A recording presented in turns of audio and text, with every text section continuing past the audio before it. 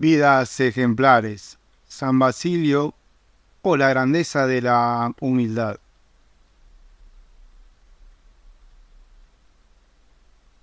San Basilio el Grande, padre de la Iglesia. Era la hora crepuscular y el lego sacristán de una catedral de Oriente de las consagradas a San Basilio hacía resonar sus pisadas solitarias por la alta nave. Se pensaba, Basilio, qué bien debes haberla pasado entre las murallas de tu valor. Tiempos heroicos los tuyos, en que ser cristiano no era un privilegio, sino una hermosa cruz y una dulce corona de espinas. Quiero entrar en tus dominios, San Basilio, quiero conocer cómo vivías y amabas. Quiero conocer a tu abuelo, el que fue formidable cazador, cuya mesa se doblaba bajo el peso de las magníficas piezas abatidas en los bosques de la región del Ponto. Y saber cómo huyó de la furia del emperador Diocleciano para que tú pudieras nacer y ser un varón de Dios. Gracias a sus cuidados, tu padre, Basilio, pudo llegar a ser un hombre sabio, abogado que enseñaba retórica. Y en Capadocia se casó con tu madre, Emelia. Sabemos que tuviste dos hermanos de los que se guarda memoria porque también fueron santos, Macrina y Gregorio, y que en Cesarea del Ponto, donde naciste en el año 329, estudiaste también las artes liberales y fuiste instruido en el culto de Dios y dirigido hacia la futura perfección por tu propio padre. Recurriré a tu condiscípulo, amigo y casi hermano San Gregorio de Nacianzo, que escribió tu panegírico para tener la imagen viva de tu santidad. San Gregorio de Nacianzo, háblame de la gloria que adquirió tu amigo en breve tiempo. Fue orador entre oradores desde muy joven, filósofo entre los filósofos, aún antes de abrazar los preceptos de la filosofía, sacerdote para los cristianos aún antes de recibir el sacerdocio, pues la inteligencia que no puede expresar lo que se siente no se distingue del andar de los paralíticos. Y su inteligencia se unía a la naturaleza para ganar con las cosas terrenas las celestiales y adquirir con la experiencia de las cosas frágiles y de corta duración aquellas estables y eternas. De Cesarea fue Basilio a Bizancio, ciudad que tenía el principado sobre todo el oriente. Bizancio, después conocida como Constantinopla, florecía entonces en distinguidos oradores y filósofos. De ellos tomó lo mejor, y pronto, impulsado por el deseo insaciable del saber, llegó a Atenas.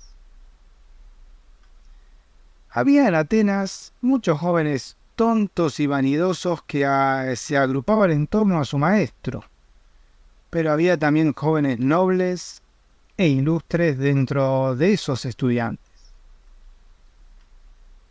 y esos estudiantes ocupaban las ciudades y también los caminos, las cumbres de las montañas, los desiertos y todas las comarcas y rincones de Grecia, e involucraban en sus asuntos a sus habitantes y los dividían en partidos o fracciones. Y un señalado día, como dos arroyos procedentes del mismo manantial que se volvieran a unir en un mismo punto, nos encontramos, Basilio y yo, Gregorio de Nacianzo. Será mi huésped. Había en Ática una costumbre para admitir al nuevo discípulo de un maestro. Primero se le invitaba como huésped. Luego alguien trataba de provocarlo. Le decían, y quiero que me demuestres con golpes lo que tu inteligencia no puede alcanzar. La fuerza, eres un criado vil. Como dices, te daré lo que mereces. Y yo también reto tu soberbia y en tu engreído. Nada vales. No mereces ni lavarnos los pies. Tras las grandes amenazas, que no pasaban a más, llevaban al estudiante hasta el foro. Al llegar, al coro daban santos con gran clamor. Cuando estaban cerca de los baños, seguían gritando y saltando como si estuvieran fuera de sí. Luego permitían que el novato entrara en el baño y golpeaban frenéticamente las puertas. Y finalmente lo recibían después del baño como a igual, como a un compañero apreciadísimo. De este modo era admitido ya en el grupo de los estudiantes y era lo más grato de la ceremonia. Pero Basilio es mejor que nosotros, no puede ni debe pasar por la ceremonia de los novatos. No pasará, es un sabio. Fue allí donde empezó nuestra amistad. Bueno, también intervinieron los estudiantes armenios que usaban ya capa de filósofos y querían retar a Basilio para que mordiera el polvo. Pronto venció su inteligencia. Se nos pregunta, ¿de dónde viene el mal? Es esta una cuestión delicada. Los diversos géneros de muerte vienen de Dios, pero la muerte no es absolutamente un mal. ¿Acusáis vosotros acaso a un médico que, contrariando no al enfermo sino a la enfermedad, impone privaciones y remedios dolorosos? Emplea el hierro y el fuego, mutila y cortan a fin de salvar el cuerpo. Yo, Gregorio de Nacianzo, en este punto me puse de parte de Basilio. Si no podía menos que atraerme su elocuencia. Sin embargo, no dejáis de condenar a la providencia divina murmurando de que un temblor eche por tierra una ciudad, que se hunda un navío. Y desde ese día fuimos tan amigos que tomamos el mismo alojamiento. Por aquel tiempo conocimos a Juliano, primo del emperador. Luego habría de ser Juliano el apóstata. Por fin, después de haber agotado los conocimientos que podía adquirir allí, estudió también medicina. Basilio se despidió de nosotros entre brazos y lágrimas. Después embarcó para volver a su tierra con su familia. Su padre había muerto ya y lo recibieron su madre y sus hermanos. Pocos días después le preguntaron, ¿te quedarás con nosotros? Basilio sintió algo muy semejante a la vanidad porque su fama había corrido por todos los rincones del Ponto. No creo que exista alguien que esté tan bien enterado como yo de cuanto existe en nuestro mundo. Pero el ejemplo de sencilla bondad que le daban su madre y su hermana le hicieron comprender que su vanidad debía desaparecer. Salió entonces de su tierra, dejó sus cátedras y empezó a visitar las regiones por donde había monjes solitarios. En Egipto, Atebaida, Palestina y Siria. Admitió la abstinencia y la templanza de los monjes, su vigor en el trabajo. Admiró también la constancia que tenían los monjes para orar de día y de noche, con hambre, sed, calor y frío. Y despreció la vía que había llevado. Yo mismo he de ser monje. Inició después una nueva vida de oración y estudio de las Sagradas Escrituras en un lugar cercano a Cesarea. Y hasta él llegaban los cristianos deseosos de llevar una vida de austeridad evangélica. 5 años fue monje y llevó una vida dura de mala y escasa alimentación, sufriendo las inclemencias del tiempo en su tosca habitación. Estas experiencias le sirvieron para redactar su regla. Es un tratado de vida interior digno de leerse y seguirse. Esa regla da un testimonio de que el cristianismo genuino es idéntico al sí mismo. Basilio había recibido el bautismo como los jóvenes de su edad de mano de su obispo Diáneo. Diáneo era el prelado de Cesarea, y aunque no había sido un verdadero hereje, firmaba documentos contrarios a los verdaderos cristianos por su debilidad humana. Los herejes pertenecían al arianismo, pues los emperadores y bizantinos, después de Constantino, protegían a los arianos cuando no perseguían directamente a los cristianos. Al morir el obispo Diáneo, se arrepintió de todos sus errores pasados y murió dentro de la Iglesia de Cristo. Después de su muerte fue elegido un seglar por voto y en poco tiempo recibió todas las órdenes y fue consagrado obispo de Cesarea.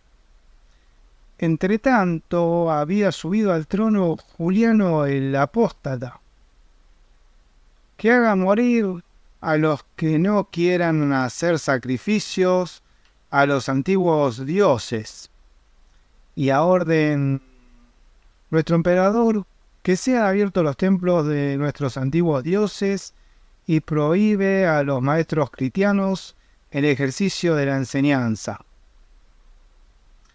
Casi todos los habitantes de Cesarea eran cristianos y ya habían destruido 2 templos paganos. El tercero lo arrasaron cuando Juliano el Apóstata subió al trono. Esto provocó el odio del nuevo emperador, así como la elección de un nuevo obispo, Eusebio. Juliano descargó su cólera, quitó el nombre de la ciudad a Cesarea, alistó por fuerza a unos eclesiásticos en la policía y confiscó los bienes de las iglesias. Eusebio comprendió que Basilio era muy valioso para su clero y le confirió las órdenes del sacerdocio. Eso irritó aún más a Juliano, que odiaba a Basilio desde que era su condiscípulo, pero Juliano pereció poco tiempo después en una expedición militar.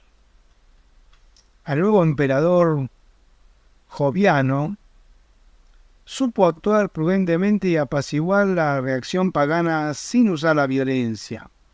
Basilio se retiró entonces a redactar su segunda serie de ordenamientos sobre la vida monástica, y se cree que también una nueva liturgia llamada basiliana. Pero no solamente se dedicaba a escribir, por aquel tiempo el hambre azotó la ciudad. ¿Habrá comida para todos? ¿Hemos convencido a los acaparadores? Dios nos manda estas calamidades para que sepamos vivamente que somos sus hijos y también que nos reconozcamos como hermanos, ya que todos somos hijos de Dios. Y al morir el obispo Eusebio en 370, se decía, no debemos elegir a Basilio como obispo. Cierto que es santo, pero su salud es precaria. No necesitamos a un atleta, sino a un doctor de la fe. Triunfó Basilio y fue consagrado por Eusebio de Samosata, venerable obispo ya cercano al sepulcro. Pero un año después subió al trono Valente, emperador hereje arriano. Perseguiremos a esos cristianos que difunden el error. Valente ordenó que apresaran a 80 eclesiásticos y los embarcaran en una nave vieja. Cuando estaban lejos de la costa, los verdugos prendieron fuego a la nave. Más tarde ordenó el emperador Domitius Modestus: irás a Cesarea a convencer a Basilio tal como cumpliste con mi mandato de incendiar la nave.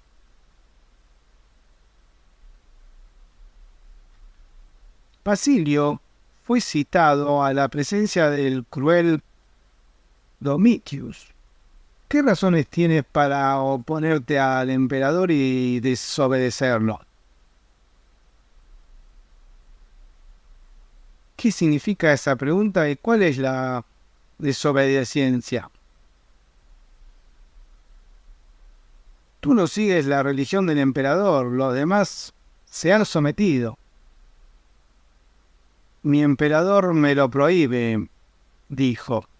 Yo no puedo abrazar una doctrina que, plagada de errores, solo desorienta a los verdaderos cristianos. Pues, ¿qué te parece que somos nosotros? ¿Nos consideras un honor entrar en nuestra compañía? Sois altos magistrados, hombres ilustres, pero el cristianismo no se conoce por los títulos de las personas, sino por la integridad de la fe.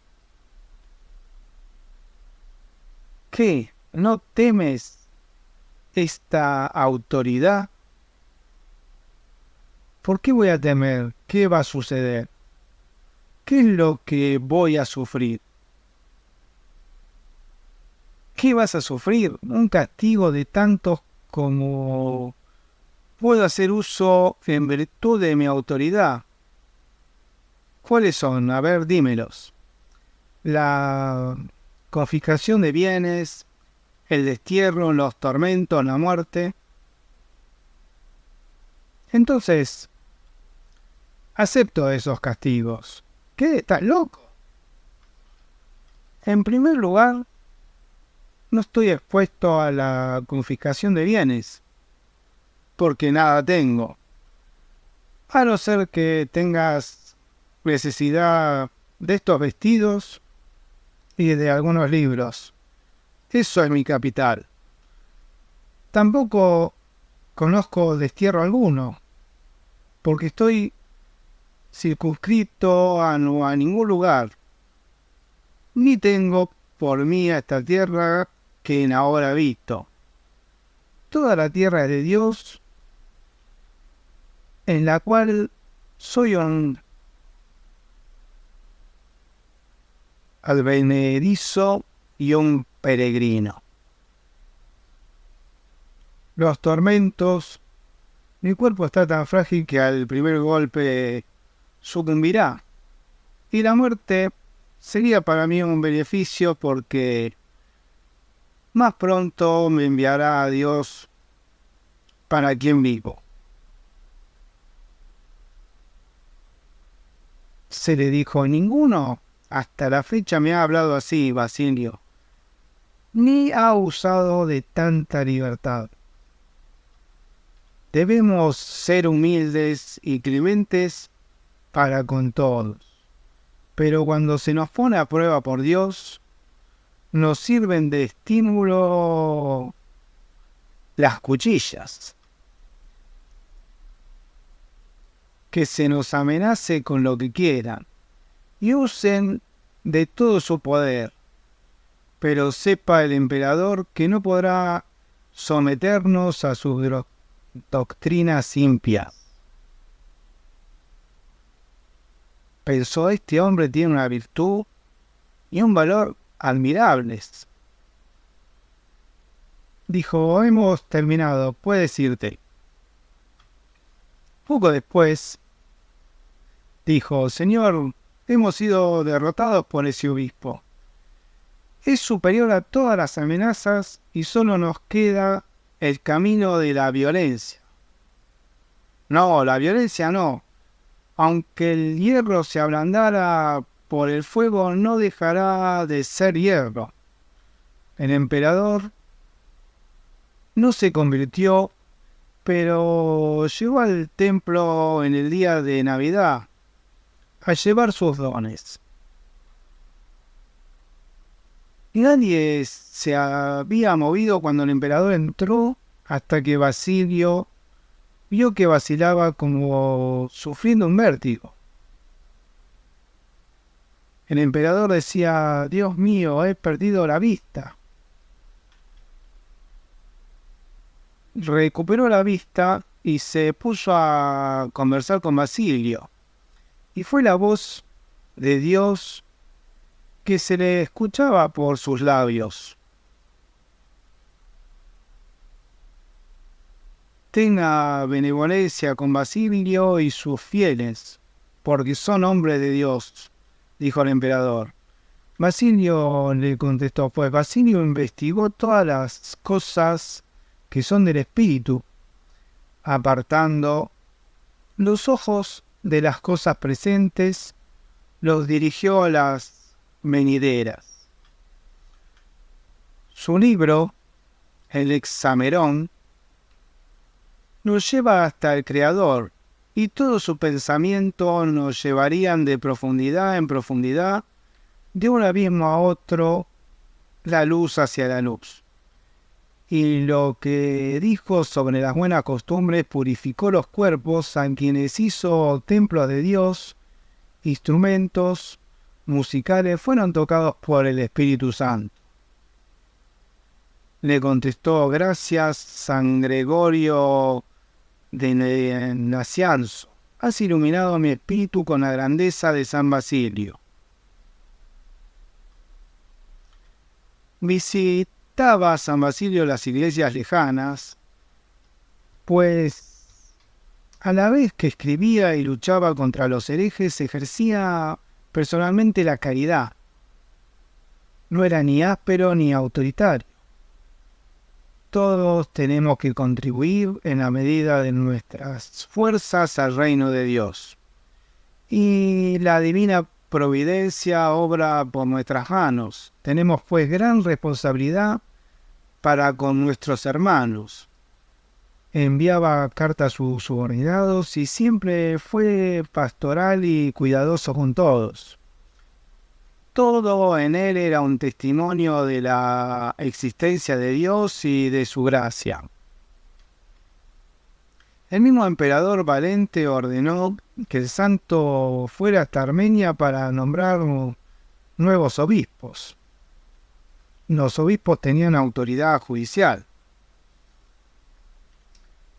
Yo he de juzgar a estos hombres, puesto que los descubrieron dentro de mi iglesia. Juzgo que estarán arrepentidos de quitar a otros pobres como ustedes el vestido y el abrigo. Sé que estarán arrepentidos y no volverán a pecar. Id en paz, no os entregaré a los jueces. Gracias 1000 veces, no volveremos a robar. En otra ocasión entró una mujer y le dijo, ¿qué te ocurre? Señor obispo, santo padre Basilio, me acojo al amparo de esta iglesia y de vuestra misericordia. Un magistrado quiere raptarme. Quedarás bajo el amparo de esta iglesia. Luego, la viuda debe estar en la casa del obispo Basilio. Todo el mundo comenta. Quítenle a ese hombre su manto. No hace falta. Yo mismo lo quitaré si quieres. Te desgarraré el cuerpo con uñas de hierro. Ese trato tal vez sea saludable para mi fe. Por ella debo sufrir un poco. Entretanto, la gente, y entre ella los obreros de las fábricas de tejidos y armaduras imperiales, vino a defender a su obispo. Decían, mataremos a quien toque a nuestro obispo. Pronto, aterrorizado, el magistrado pedía disculpas al obispo Basilio y éste lo salvó de la multitud. El obispo Basilio era muy amado por su pueblo porque había instituido la beneficencia en cada parroquia. Y todo esto en un tiempo de lucha contra los herejes arrianos que ponían en peligro la barca de Pedro, pero hasta nuestros días nadie ha podido hacer de zozobra. San Basilio logró que cada parroquia tuviera un edificio en donde se atendía a los pobres, a los enfermos y a los peregrinos. Por fin, a la muerte de Valente, subió Teodosio al trono. Proclamó la libertad completa para todos los súbditos de mi reino.